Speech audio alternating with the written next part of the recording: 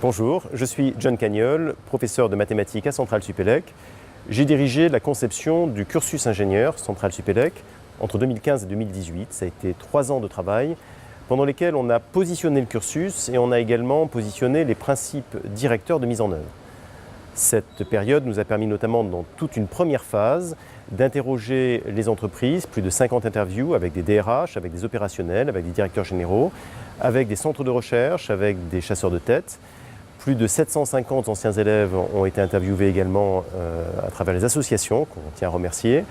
Les élèves du cursus ont également été interviewés et bien sûr les enseignants et enseignants-chercheurs de l'école ont été impliqués. Plus de 150 enseignants et enseignants-chercheurs de cette école ont participé de manière très active à la création de ce cursus ingénieur.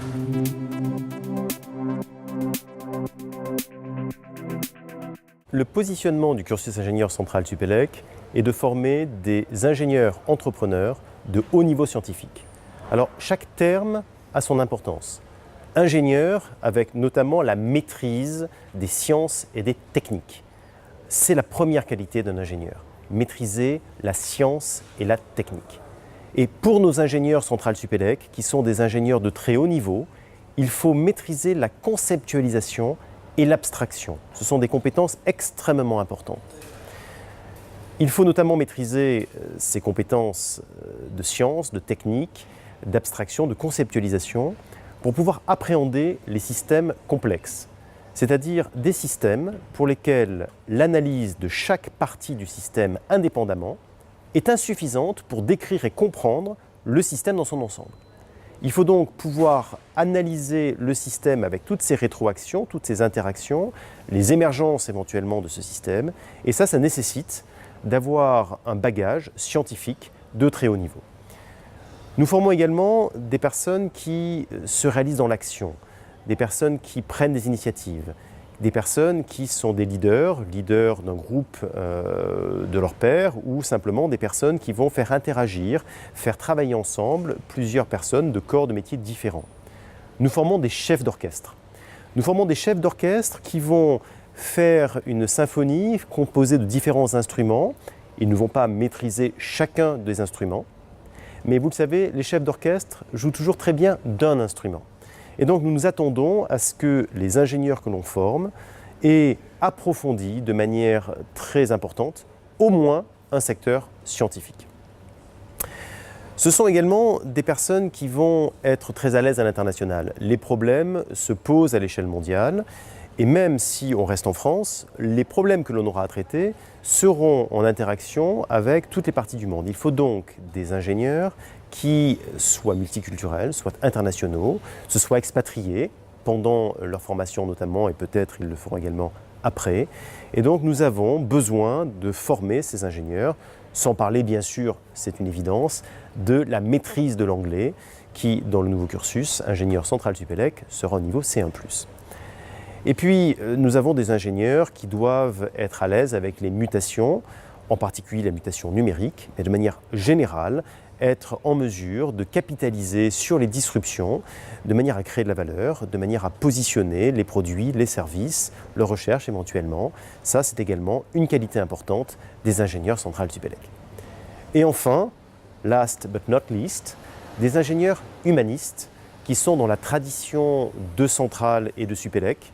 Depuis 1829, depuis 1894, la date de création de Centrale et de Supélec, il y a la volonté, il y a dans l'ADN de l'école cette orientation vers l'être humain qui est au centre de la formation et nous souhaitons que les ingénieurs que nous formons aient ce caractère humaniste, cette préoccupation et que ça fasse partie d'eux-mêmes. Et donc c'est également une compétence très importante pour les ingénieurs que nous formons.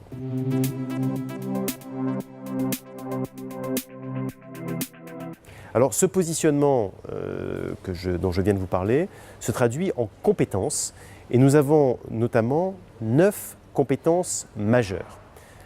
C1, savoir appréhender, maîtriser les systèmes complexes. C2, pouvoir approfondir un domaine scientifique, une famille de métiers également. C3, agir, entreprendre, innover dans un environnement qui est un environnement scientifique et technique. C4, penser finalité, penser valeur, valeur client pour l'entreprise ou pour le centre de recherche. C5, les compétences internationales. C6, pouvoir évaluer dans un monde numérique. C7, savoir convaincre. C8, pouvoir mener une équipe, un projet. Et C9, faire cela dans un environnement humaniste et avoir les compétences humanistes et cette éthique qui doit driver l'ingénieur central Supélec. Alors, chacune de ces compétences n'est pas un neuvième du programme. En entreprise ou dans un centre de recherche, les 9 compétences, les différentes disciplines, n'interviennent pas de manière isolée. Or, souvent dans les cours, les enseignements apparaissent de manière isolée. Et donc, nous avons souhaité avoir des lieux d'intégration où les différentes disciplines, les différentes compétences interviennent simultanément de manière à mettre les élèves dans une posture d'ingénieur où ils vont devoir mobiliser toutes ces compétences et toutes ces disciplines.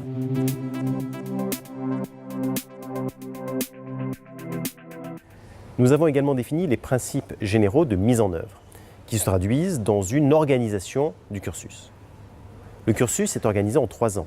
Une première année, une deuxième année, une troisième année. Dans chacune de ces 3 années, il y a des périodes courtes, d'1 ou 2 semaines, qui sont en jaune. Il y a des périodes un tout petit peu plus longues, qui sont en bleu et en rose, qui correspondent à des périodes d'enseignement de 7 à 8 semaines. Et puis nous avons également des périodes de stage en vert, qui sont un stage d'exécution, mais également un stage de fin d'études à la fin du cursus, avec la possibilité pour les élèves qui le souhaitent de faire une césure et donc des stages supplémentaires entre la 2e et la 3e année en particulier. Alors, les périodes qui sont représentées en rose sont des périodes dites de séquence générale. Il y a des enseignements, souvent électifs, qui permettent aux élèves d'acquérir des compétences, des connaissances, des compétences dans différents domaines, sciences pour l'ingénieur, mais également des domaines très variés, y compris en 2e année, d'approfondissement, par exemple en mathématiques, en physique ou dans d'autres sujets. Les périodes qui sont en bleu sont des séquences thématiques. Alors, il y a une vidéo spécifique sur les séquences thématiques que je vous invite à regarder qui explique la philosophie de la séquence thématique. L'idée générale est qu'une séquence thématique est la rencontre d'une thématique d'ingénieur avec des objectifs pédagogiques. Par exemple, le véhicule autonome, thématique d'ingénieur, avec des objectifs pédagogiques, comprendre la modélisation. C'est le cas de la séquence thématique 2 qui apparaît ici. Pour plus de détails, je vous invite à regarder cette vidéo sur les séquences thématiques. Par ailleurs, pour comprendre et entendre quels sont les différents éléments constituant ces briques du cursus, vous pouvez regarder la vidéo sur l'organisation du cursus, dans laquelle on détaille chacun des enseignements qui apparaissent dans le cursus ingénieur central Supélec. Enfin, je voudrais attirer votre attention sur le fait que la 2e partie de 2e année peut être passée à l'international, si les élèves ont leur expérience d'expatriation. Il est également possible de faire l'international lors de la 3e année du cursus, notamment chez un partenaire dans une université internationale. Et on a des partenariats très intéressants avec les plus prestigieuses universités dans le monde. Nous offrons également la possibilité aux élèves de suivre un parcours recherche et un parcours entrepreneuriat. Le parcours recherche permet aux élèves d'être dans un laboratoire de recherche de Centrale Supélec, d'avoir un bureau dans ce laboratoire, de participer à la vie du laboratoire, de faire des recherches dès leur arrivée à l'école. Le parcours entrepreneuriat leur permet de monter leur entreprise pendant leur première année, 2e année, dans le cursus ingénieur Centrale Supélec, et en 3e année, bien sûr, faire une filière spécifique qui est la continuation de ce parcours entrepreneurial.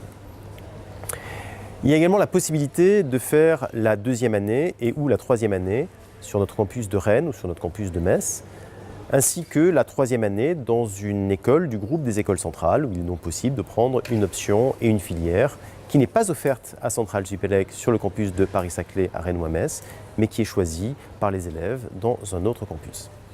Il est également possible de faire un dual diplôme, c'est-à-dire un parcours avec un partenaire tel que l'ESSEC par exemple, et ça nous permet d'obtenir à la fin du cursus à la fois le diplôme Centrale Supélec et le diplôme de l'ESSEC, et bien sûr toutes les compétences correspondant à ce diplôme.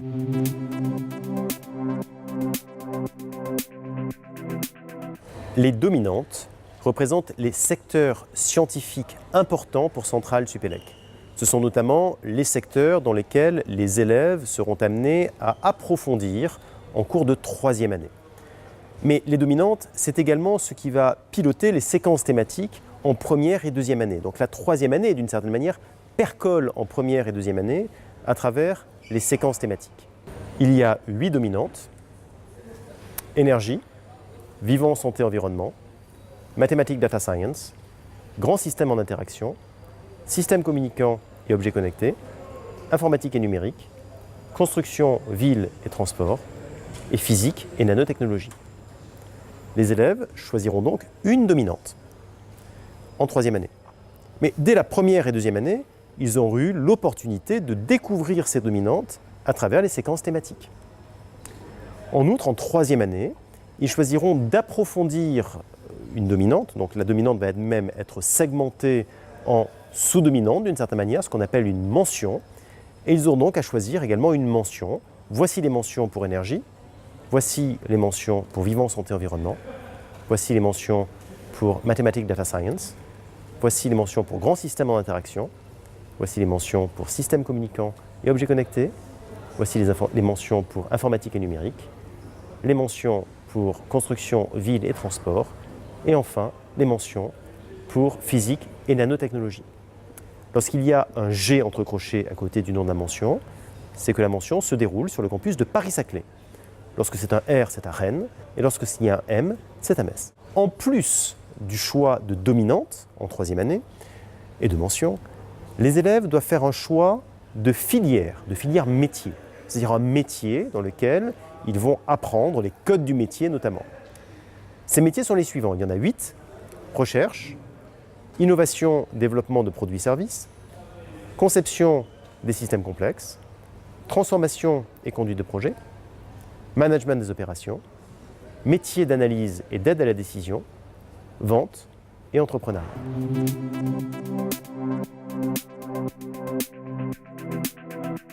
Nous avons souhaité que la pédagogie soit active et même très active. Les élèves seront mis en situation de manière très régulière dans le cursus ingénieur Centrale Supélec. Ils le seront à travers des projets.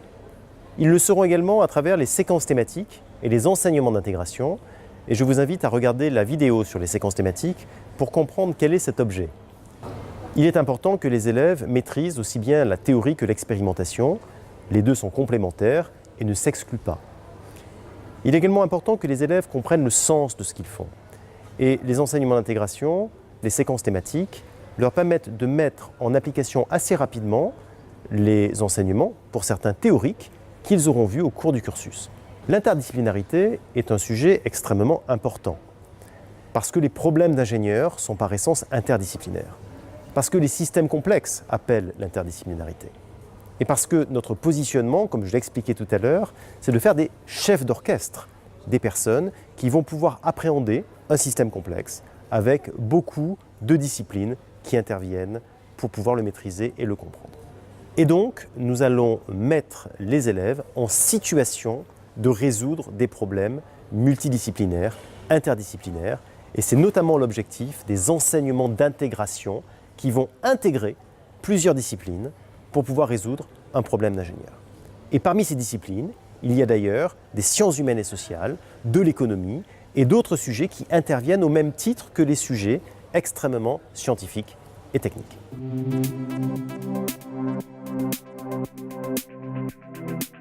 L'entreprise est au cœur de la formation. Les entreprises interviennent dans les activités d'enseignement. Elles interviennent également pour aider les élèves à comprendre les métiers de l'ingénieur.